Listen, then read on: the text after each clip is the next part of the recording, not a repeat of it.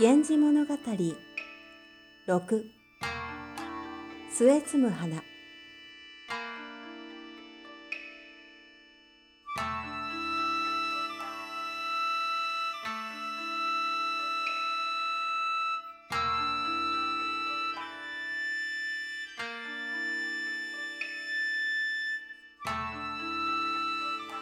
源氏は夕顔を忘れることができなかった。身分や立場を考えなくてもいい。ただ一人の男として自由に愛することができた女。あんな女とまた恋をしたい。それで源氏は好奇心が向いた女性の多くに手紙を送った。みんな喜んですぐいい返事をくれた。だがそれが源氏には面白くない。すぐに興味をなくした。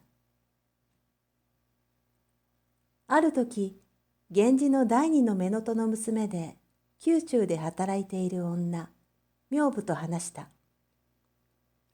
常陸宮の娘が最近孤児になったという。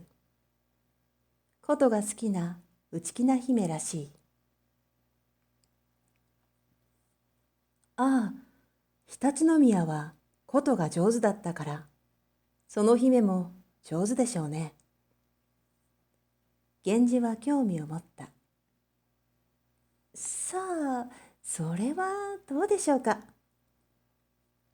女房は常陸宮の親戚で、その屋敷に住んでいるから、姫のこともよく知っている。自分を紹介してもらいたいと源氏は思った。その姫の演奏が聞きたい。いざ酔いの晩にでもあなたの家へ行きますから、その時に姫にお願いしてくれませんか。女房は困った。いざ酔いの晩、源氏は本当に常陸宮の屋敷へ来た。女房は仕方なく源氏を自分の部屋に隠して姫の部屋へ行った。月がきれいですね。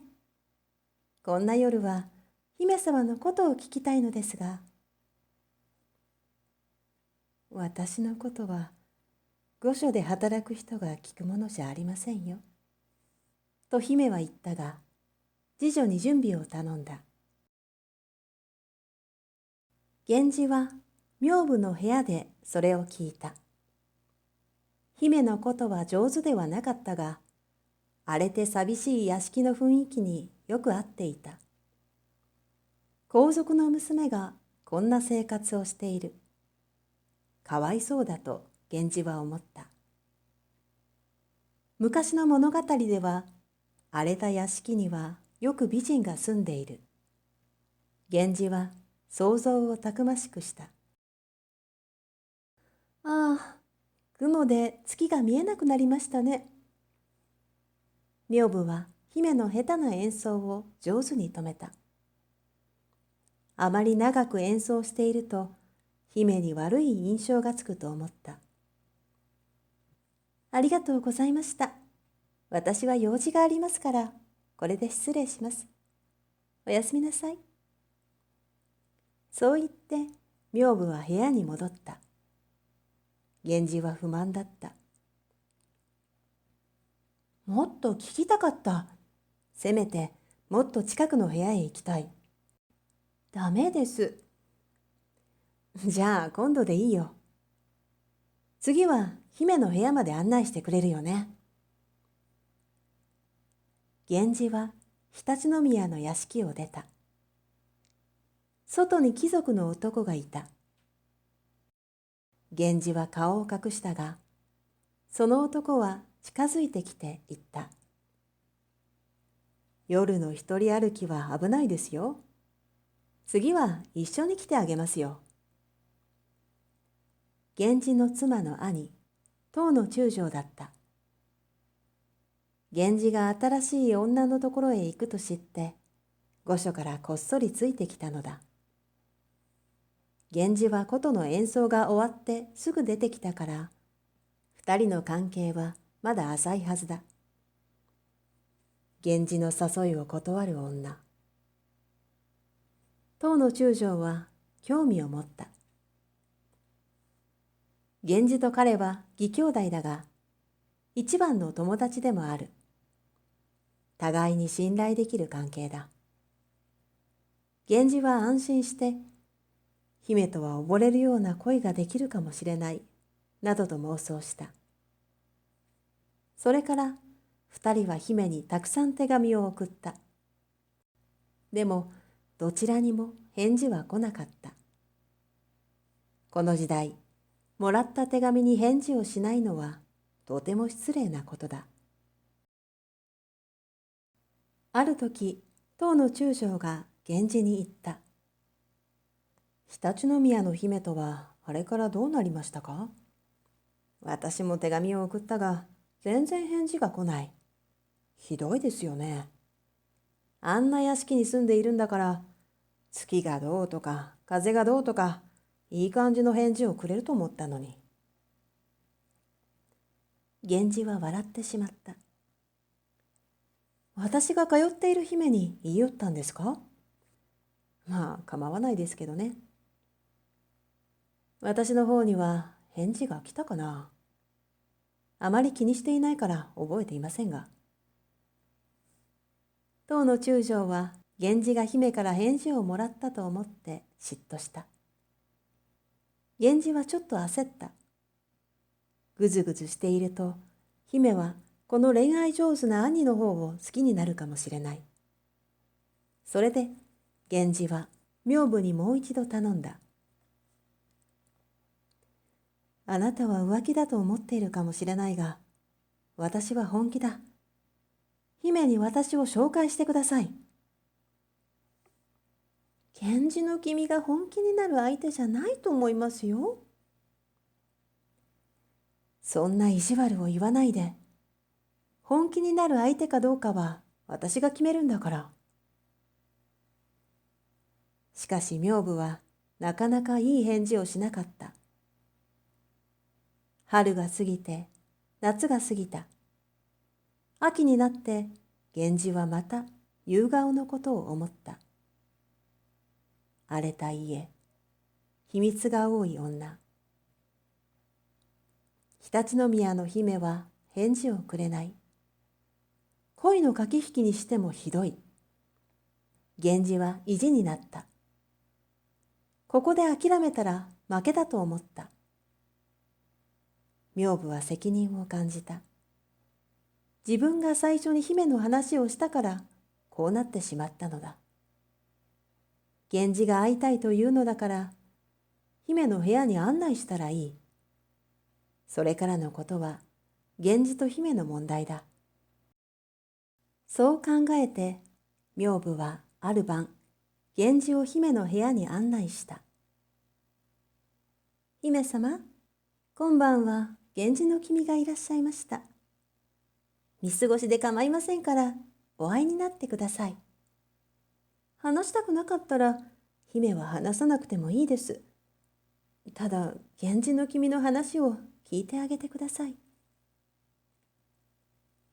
内気な姫は部屋の奥に逃げたが、聞くだけだったら、と源氏が部屋に入ることを許した。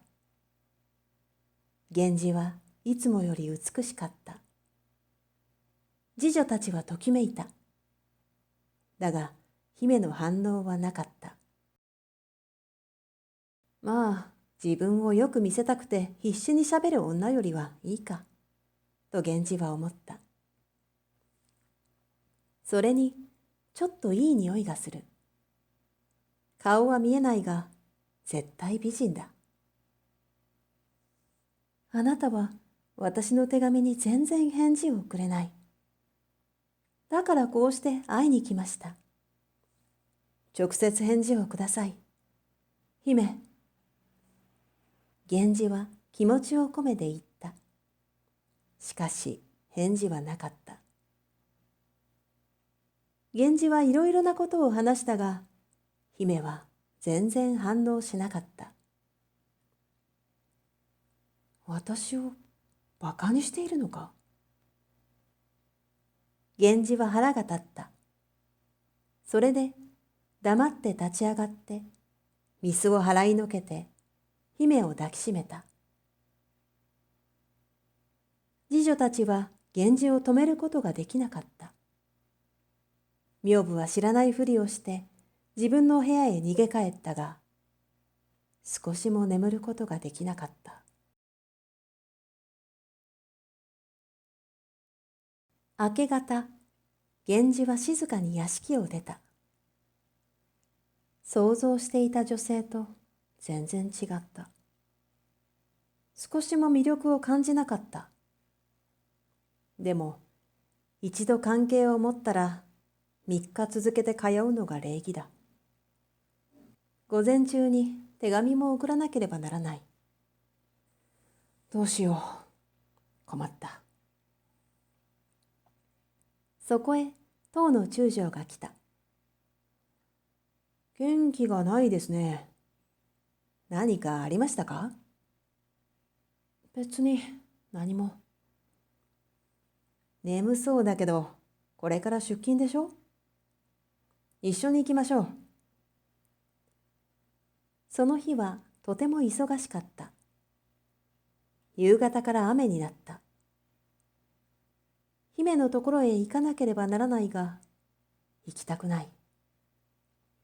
夜になって、意地悪な雨が私を足止めしているのです、と書いて送った。常陸宮の屋敷の人たちは、朝から源氏の手紙を待っていた。ようやく届いた手紙で、源氏が来ないことを知って、がっかりした。それでも返事を書かなければならない。姫はまだ混乱していた。仕方がないから、一番経験がある年寄りの侍女たちが内容を考えて、姫に書かせた。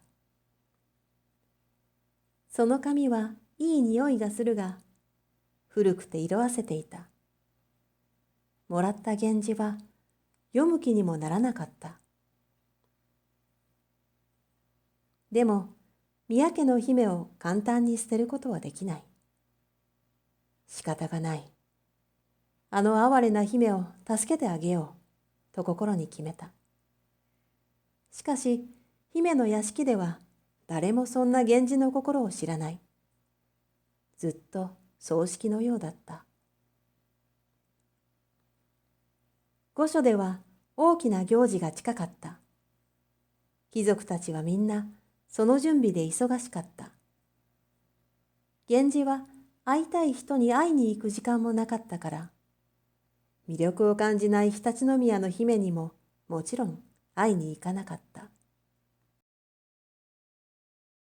10月になって源氏は宮中で女房に会った。女房は、姫様がかわいそうです、と源氏を責めた。それで源氏も女房の立場を考えて反省した。ごめん、忙しかったんだよ。それに、あの姫は全然喋ってくれないでしょ。私にもっと強い気持ちを持ってくれたら、ちょっとは喋ってくれるかもしれないと思ってね。源氏は言い訳をして、爽やかに微笑んだ。それを見て女房は、この人はモテすぎるから仕方がないんだ、と諦めた。行事が終わってから源氏は、時々姫の屋敷へ行った。いつも夜で暗かった。源氏は、もしこの姫の顔が良かったら、他に魅力がなくても好きになるかもしれないと思った。ある晩、姫の屋敷に泊まっている時に、すごい嵐になった。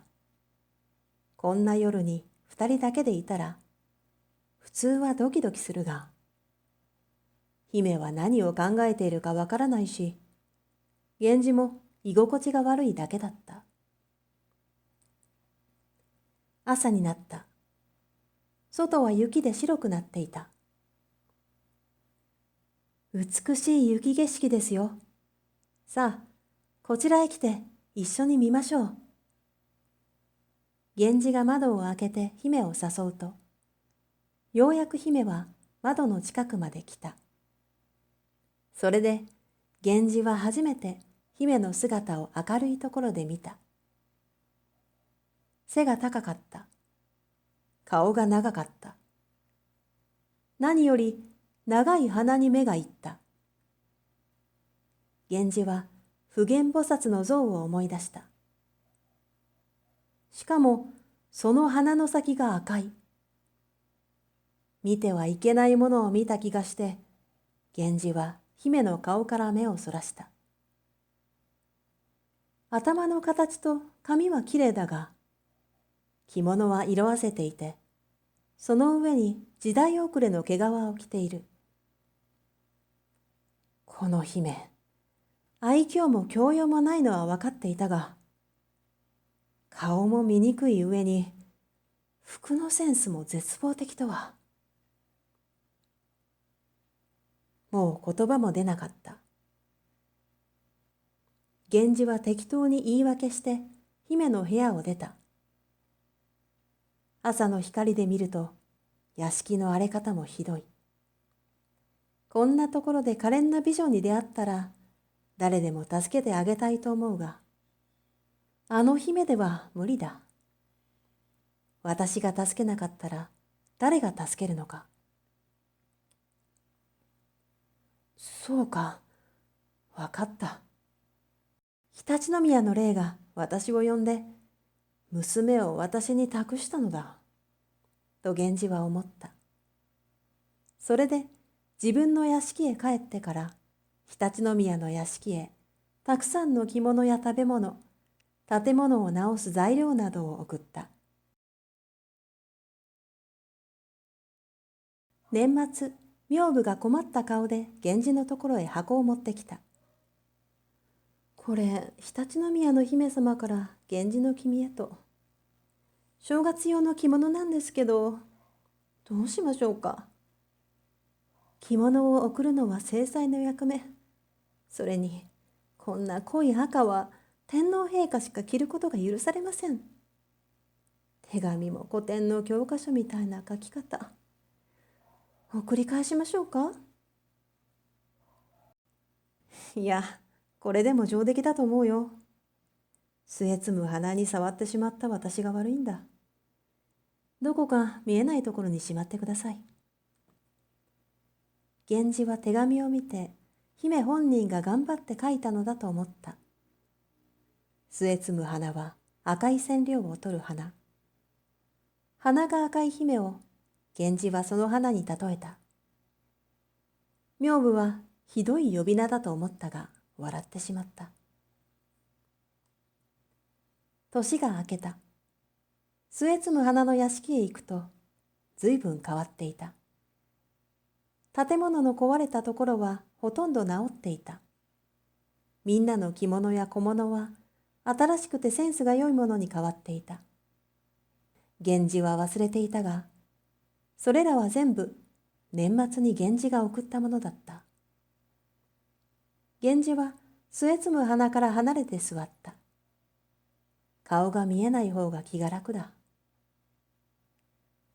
新しくてきれいな着物と髪だけ見たら彼女は美人だ。あの雪の朝、この人の顔を見なかったらよかったと源氏は後悔した。新年おめでとう。今年はあなたの声を聞くことができますか、と源氏が聞いた。姫は頑張って口を開いた。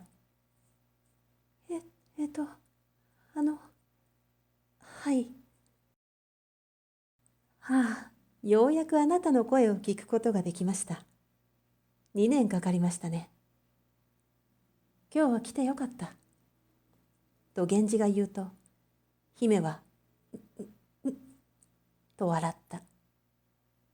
赤い鼻の先がちょっと見えて、源氏は慌てて目をそらした。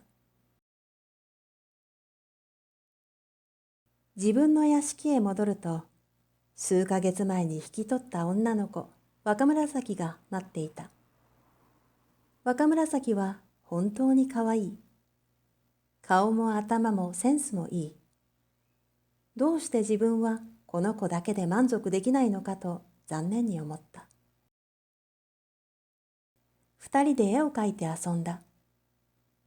源氏は鏡を見て自分の鼻に赤い色をつけた。この顔でも鼻の先が赤かったらずいぶん醜い。若紫、私がこんな顔だったらどう？絶対嫌だ。若紫は笑った。源氏は鼻を吹くふりをした。あ、取れない。どうしよう。嘘。若紫が慌てて源氏の鼻をこすったから、源氏も笑った。庭を見ると赤い梅の花が咲いていた。赤い梅は好きだけど、赤い花は面倒だな。と、源氏は心の中でため息をついた。